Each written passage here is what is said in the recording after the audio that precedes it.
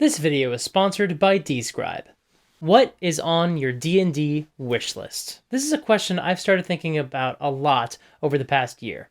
I've tried to find where this inspiration started. I remembered it as being a tweet by James Hake of Ghostfire Gaming, or maybe it was James Intercasso from MCDM, or maybe it was someone completely different. I can't find it, so I'm not sure. If you hadn't noticed, Twitter is kind of a mess right now. I'm recording this before Thanksgiving, and some folks aren't even sure if Twitter's going to exist by December, so it's probably not worth me trying to track down this tweet. But while the author has been lost to the sands of time, the sentiment has stuck with me ever since. The idea is clear. Before the campaign begins, you ask your players what they want to do in their D&D game. Maybe this is something they haven't gotten a chance to do in other games, or just something they're really looking forward to in this campaign, based on what you've told them so far. Interestingly, this is something I used to do back in my 4th edition games. Because of the design of that game, magic items were extremely common, and it was basically assumed that one of your players would get a magic item every time the group leveled up. I don't think that was the rule exactly, but the rewards were so frequent, it basically shook out that way in practice. And at a certain point, it was just easier to ask your players what they wanted. But I'm advocating that you can employ the same practice in 5th edition and beyond. In 4th edition, players could all see the magic items in the player's handbook, so they could make specific requests, but not all of them would. In one of my games, our dwarven fighter would just express that he wished he could do a different kind of damage in combat. He thought a hammer that did lightning damage, like if Mjolnir was a warhammer, would be really awesome.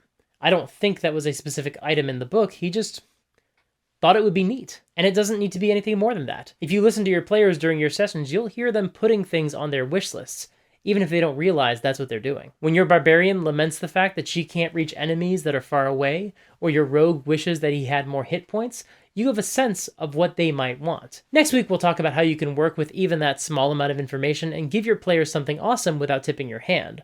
But also, there's nothing wrong with just asking flat out what your characters might enjoy. That doesn't mean you'll give it to them, and certainly doesn't mean you'll give it to them right away.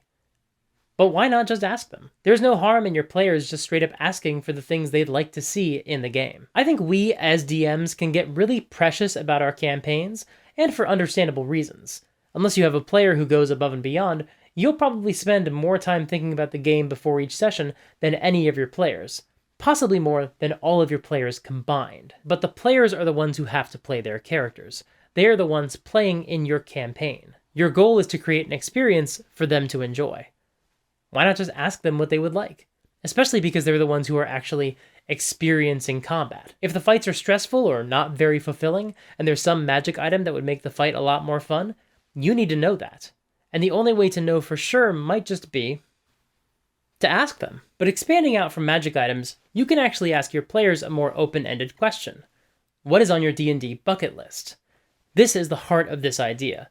The magic items was just my first exposure to one aspect of it, but this is really what I wanted to talk about today. For most of my time as a DM, I thought of D&D as a fairly straightforward process. The DM puts together an adventure, and then the players play through it. Or maybe they completely destroy it or subvert it, and the story spins off in some random direction. That can totally happen too.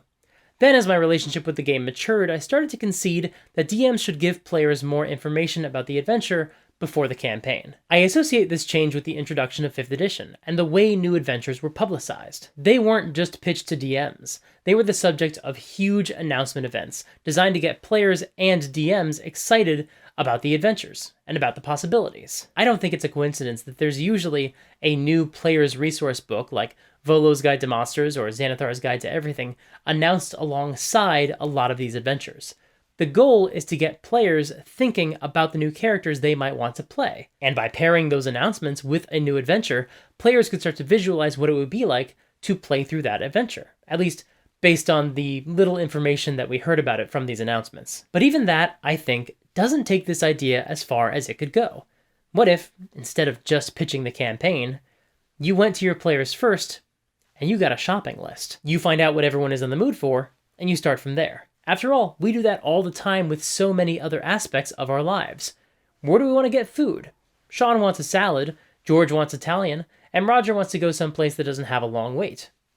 How does Olive Garden sound? Let's get together for a movie night. But Timothy has a meeting in the morning, so he doesn't want to watch a long movie. Pierce wants a comedy, and Daniel has been in the mood for a mystery. Maybe we can watch Clue. Finding out what your players are looking for before they roll up their characters, before you even pick an adventure, well, that can give you some guidance on how to proceed with your campaign. For example, maybe a player says they really want to take a character from level 1 to level 20. Sure, lots of players would like that, but that is the experience that this player hasn't had a chance to do, and they really want to do it. That is their request. So this should probably tell you that if you're going to run a game for this person, you should level up really often. The player might still have fun in your slow-paced Curse of Strahd campaign, where the Amber Temple takes several sessions to get through. That's autobiographical, but you can bet they would enjoy a more fast-paced episodic game, where your players leveled up after every session. This also tells you that if the group starts to fall apart, your player will already have an incentive to keep playing, even with a new group, or you could even port them into another campaign if you had to. Maybe another player really wants to fight a dragon. Even if you don't know anything about D&D, you know there are dragons in it. It's in the name. And there are even 2 different dragons in the movie trailer. Okay, if you don't know very much about the game, you might not realize from watching the trailer that those are 2 different dragons, but the point still stands. There are dragons in D&D. Okay, so if they want to fight a dragon, there should be an evil dragon in your game. But a different player says they want to have a pet dragon. Maybe a little guy like Mushu from Mulan or Lockheed from the X-Men. Or maybe they want to ride a big dragon, like in Game of Thrones or The Neverending Story. If that's the case, you should probably introduce a good dragon who will give your players a ride to an adventure location every once in a while as a favor. Of course, in exchange, the players should do something for him. You know, something that looks quite a bit like a D&D adventure. It's only fair. Or if they want a little baby dragon, there's dozens of ways to do that. Maybe they find a dragon's egg and raise it. I have yet to find a D&D group that does not enjoy that fantasy. Or maybe they save a pseudo-dragon or a fairy dragon from a trap, and it becomes so grateful to the party that it tags along with them. This creature does not have to be remotely useful in combat, at least at low levels. Maybe it has a once per day 1d6 damage dragon breath, and 6 hit points, so once it attacks, it retreats and hides in your party's stuff. But as long as you continue to reinforce the fact that they have a dragon pet, your players would be happy. In our Sunday morning group, we chose to start our next campaign at higher levels, specifically because a player requested it. He had hardly ever played higher than level 8 or 9, and wanted to start a campaign at higher levels so we could get to even higher levels further on. So we talked over it in the group, and our DM finessed their campaign idea to fulfill that player's wish. I'm a member of a D&D group on Facebook, and I put out the call recently to ask what was on everybody's D&D bucket list. What did they want to experience in their D&D games? Based on their responses, I would love to start putting together some short campaigns and play with some people who I have not seen in years. Just because I think it would be fun, and I'm really missing some in-person D&D. I haven't tried this yet with brand new D&D players, but I know it would work. Sure, you might not get something as specific as what a long-time D&D player might say, like, I've always wanted to fight a beholder, or for this campaign, I really want to play somebody from Thay who is running from the Red Wizards. But I would actually be really excited to hear what a new player would want from the game. I tend to find that new players tend to have the most free imaginations, because they don't yet feel restricted by the conventions of the game. They're more likely to suggest something they've seen in a specific movie, or a book, or a game. But that's as good a place to start as anything. And so this is important. I want to hear from you. What is on your D&D wishlist? What is on your bucket list? Even if you're a forever DM, even if you've never played at all, I want to know the answer to this question. What monster have you always wanted to fight? What class have you always wanted to play? What level have you always wanted to hit? What magic item have you always wanted to get? What adventure have you always wanted to play through? If you don't know the published adventures very well, or you don't even know anything about D&D, think about your favorite movies or books or TV shows. Which of those would you most like to play through as a D&D game? In short, what have you always wanted to do in D&D and just haven't had the chance? I've started asking this question of some of my friends, and the answers can vary wildly. I have one who said he's never gotten a chance to do a proper run with a wild magic sorcerer. To me, that says he wants to play at mid and higher levels with that character. Another friend said she's only had a chance to play one campaign to a satisfying conclusion, and wants that experience again. How would you answer? And now, a word from our sponsor. Welcome to Great Moments in D&D History, presented by Artivus Gleam.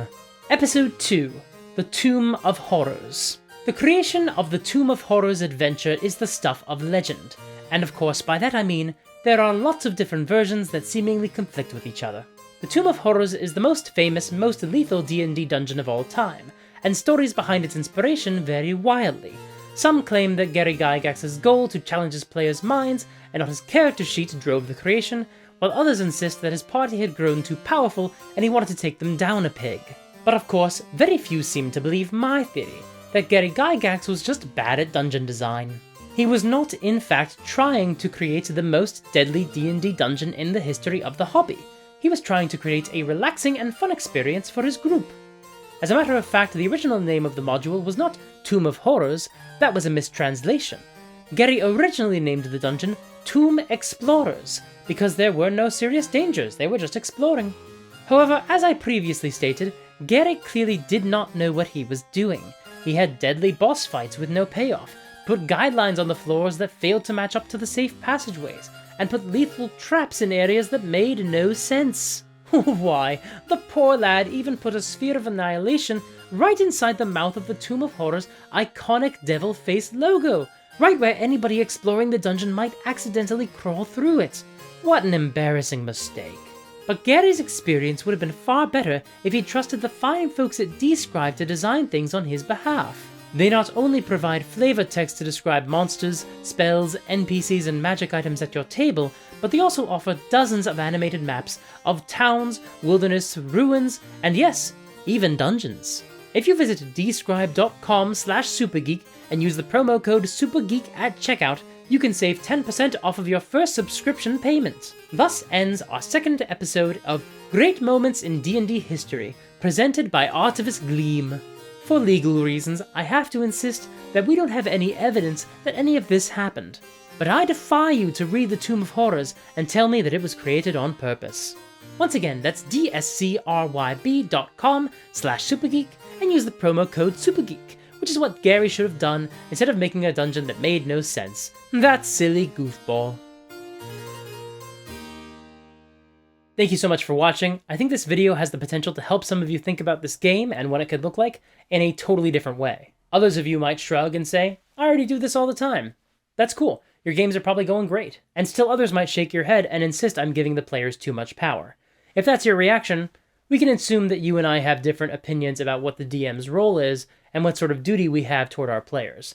I've got a video coming out on Monday that I hope you watch. It might be really interesting. If you want to support the channel, there are a few great ways to do that. You can subscribe and ring the bell to get notified about new videos as soon as they come out. The sooner people watch my videos, the more that tells YouTube that this is a valuable channel. That means they recommend the videos more often, which helps new people find the channel. You can support me financially by joining my Patreon. Any dollar amount really helps make this channel better, but you also get some awesome perks at higher tiers. For example, at $3 a month, you get a PDF of D&D content you can drop directly into your games. I filmed this a while ago, so December's content isn't written yet, but hey, future Mike, can you tell them what the D&D content is on the Patreon as of today, December 1st? Hello, past Mike. Well, I was inspired by your most recent video where you talked about creating a character with tattoos that they could do for some sort of magical spell effect. So I made a spellcaster NPC, an antagonist that people can fight, that has tattoos of animals on it, and every time it takes damage, one of the tattoos comes alive and joins the fight. So it's called the Sanguine Summoner. It is pretty brutal, I think. It's a great way to turn an unbalanced fight that is very much in the party's favor into an unbalanced fight that is not. It is a buck wild. I look forward to people seeing it and playtesting it and letting me know what they think of it, but I think it is a lot of fun. Awesome. Thanks, future Mike. Hey, is Twitter still a thing? Yeah, it exists, but look, it survived the opening weekend of the World Cup, which means it's not really going to have this spectacular crash. It's just going to get a lot worse very quickly, so it's just not really that fun to be on. I think I'm pretty much done with it. I might pop in every once in a while, but I'm certainly not going to use it to promote these videos anymore. You can check out the other links below for more of my social media. I'm going to start using it more, especially in the new year. Once I'm caught up on some videos and have a nice buffer, I'm going to spend a little bit more time on my social media presence as well. But yeah, Twitter kind of sucks, and it's always been bad, but like now it's worse. Cool. How was Wakanda Forever? Oh, it was amazing. I didn't film your part of the video that long ago. What are you talking about? You've seen Wakanda Forever. Sounds fun. Can't wait to see it. Okay, whatever. The third way you can support my channel is by joining my Discord server and being a member of a really lovely community. Everyone there is awesome, it makes all the moderators' jobs super easy. And the fourth way you can support me is by signing up for my newsletter. That's the best way to find out what I've got going on, especially if Twitter is not a thing anymore. Yeah, it's still a thing, it's just people aren't really using it. This is so weird. Why did this bit start so late in the video? We were in the outro before I even showed up. It honestly, Past Mike, kind of feels like you're just padding out the video to make it longer so that YouTube puts more ads into it. No idea what you just said, but I'm sure I wouldn't dream of doing that. Thank you so much for watching, and until next time, play fair and have fun. I don't know, this video got real weird.